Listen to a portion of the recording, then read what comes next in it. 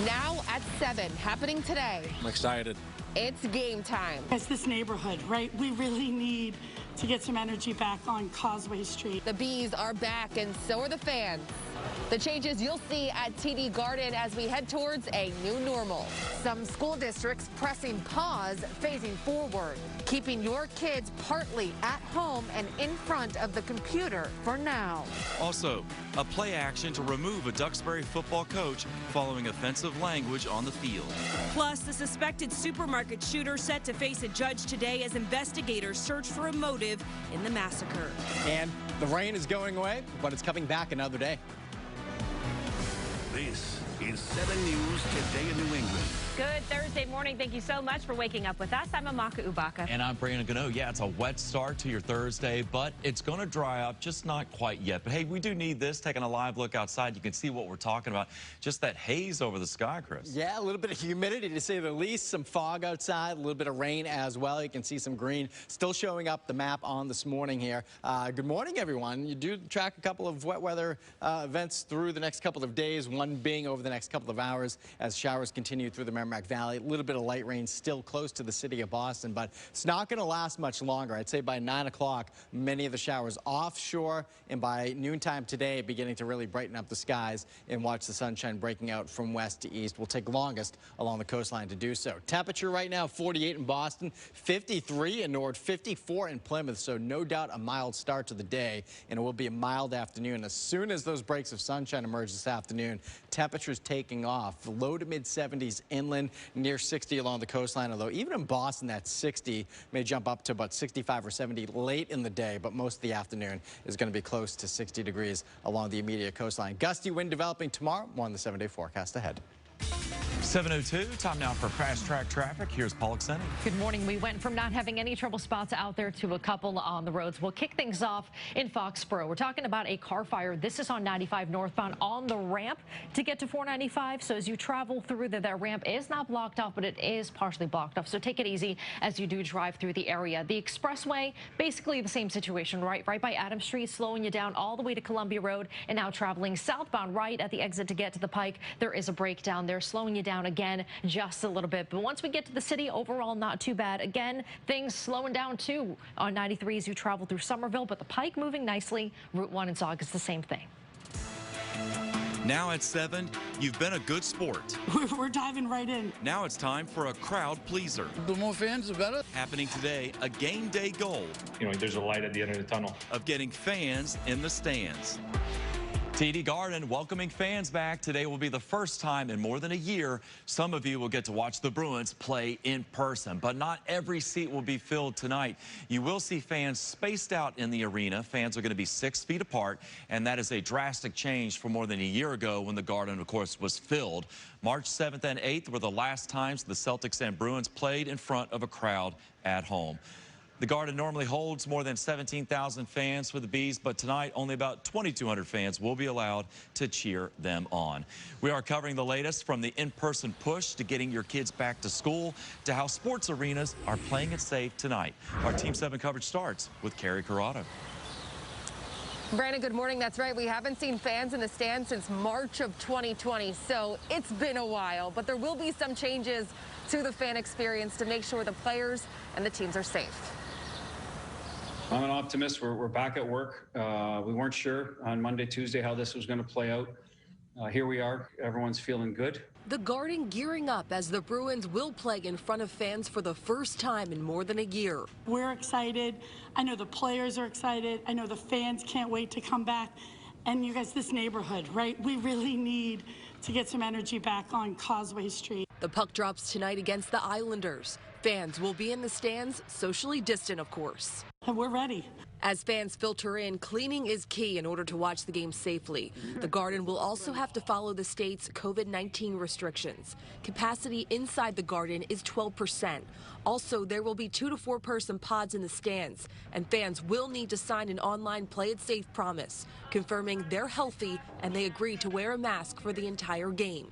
Players and coaches alike looking forward to the electric energy tonight, especially after a long year. It's the type of year that the type of environment that we're in. You know, you never know what's going to happen, and you have to kind of roll with the punches, I guess, and try to move forward and do what you're being told and try to respect that as much as possible. And now we're here, happy that things are, there's a light at the end of the tunnel.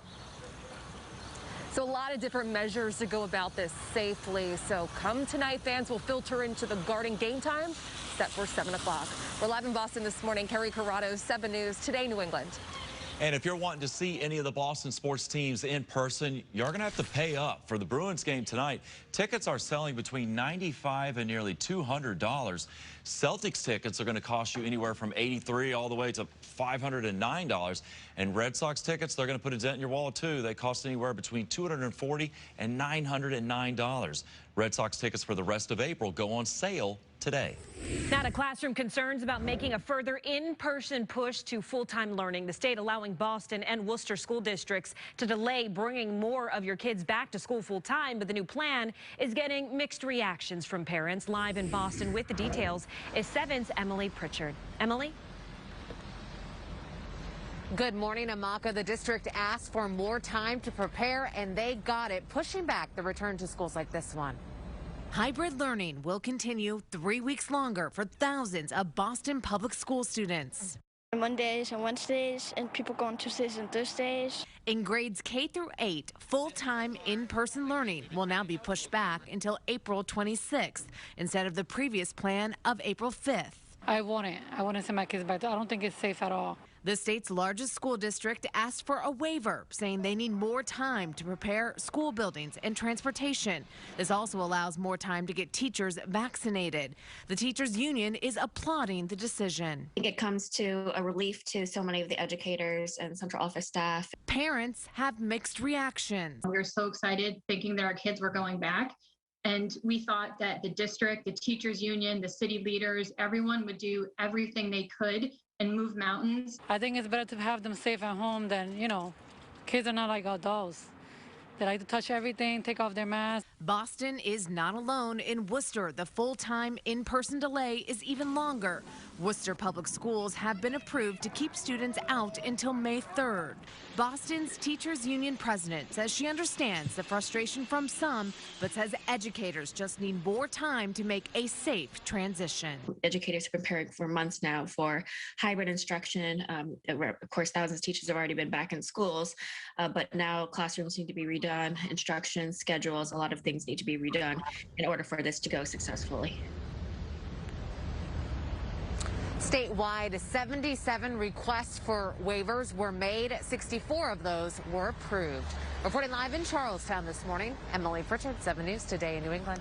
Turning to Malden now, the city's request to delay its full-time in-person return for elementary school students has been denied. The superintendent says the district's success with hybrid learning was a factor in the state's decision to deny, so Malden students K through 5 will be full-time in-person on April 5th.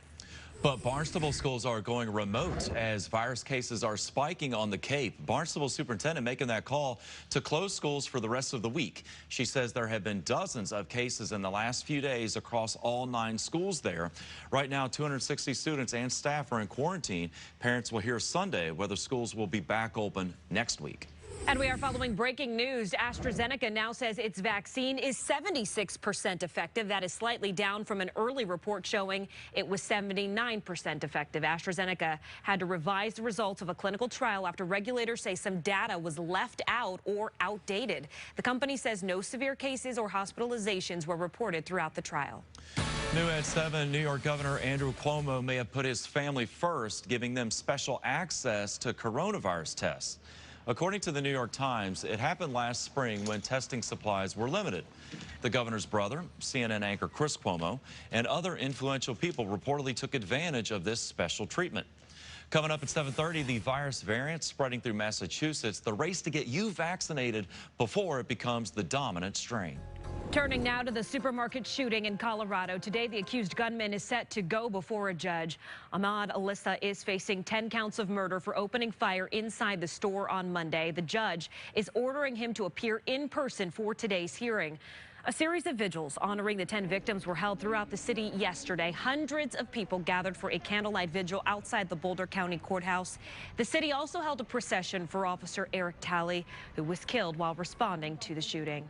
And now investigators are trying to figure out the gunman's motive. It is unclear why he chose the King Superstore, which is 30 minutes from his house, but they do believe that this attack was planned. Investigators say he bought the gun used in the shooting less than a week before the attack. Police in Georgia arresting a man at an Atlanta grocery store after he was found in possession of 5 guns and body armor. Officers say the man went into the store openly carrying a rifle and then entered a bathroom. Police evacuated the store and also investigated a suspicious package. The suspect is facing charges and is undergoing a mental evaluation. And with gun reform a hot topic again among lawmakers, the White House is considering a number of gun safety measures through executive action. It's not just about addressing gun access. That's important. And obviously there's legislation that's under consideration on background checks. So talks of potential stricter gun regulations has the gun industry preparing for a surge in sales. President Biden set to face reporters at his first news conference that is happening today. The president has come under fire for waiting so long to hold a news conference. He's expected to talk about vaccinations and the future for schools. The president, though, will take questions from members of the White House press pool. Also this morning, a Duxbury High School football coach sacked. He's accused of using Holocaust-related terminology to call out plays on the field. And this morning, a Jewish senator is requesting to meet with the team. 7's Amanda Crawford is here in the newsroom to explain. Well, Amaka, the varsity players are also being punished for the controversy. They've had 3 games canceled, and some community members are calling for even more consequences. We've heard things like Auschwitz, gas chamber, Hitler, Holocaust. Those words allegedly being used to call plays during a Duxbury High School football game. Now, head coach Dave Mamaron is fired. At least 3 games called off, and an investigation is happening. Some say it's not the first time the offensive language has been used. Clearly, the coaches knew about it because we understand it had been going on for a while. So if they knew about it, they should have put a stop to it. Leaders in town now calling for accountability, even canceling the rest of the season. Shut it down. Yep, shut it down. That would be a message, strong message to the team, the coaches, the grown-ups, and the whole community that this is a real serious thing. The Duxbury superintendent saying, in part, the outrage is real, warranted, and we hear it. The fact that members of our school community used such offensive language, including anti-Semitic language, is horrifying and disappointing. State Senator Barry Feingold, who is Jewish, is now offering some help. He wrote this letter to the high school football team, inviting them to have an open conversation about the meaning of Auschwitz. We're dealing with teenagers, and most young people don't understand when you say Auschwitz, how harmful and hurtful it is to someone who's Jewish. State Senator Feingold says he's waiting to hear back from the team. Duxbury's Board of Selectmen are set to discuss this further at a meeting on Monday. Brandon?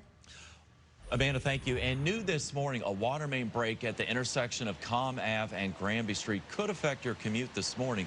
This is at a construction site near the Boston University campus.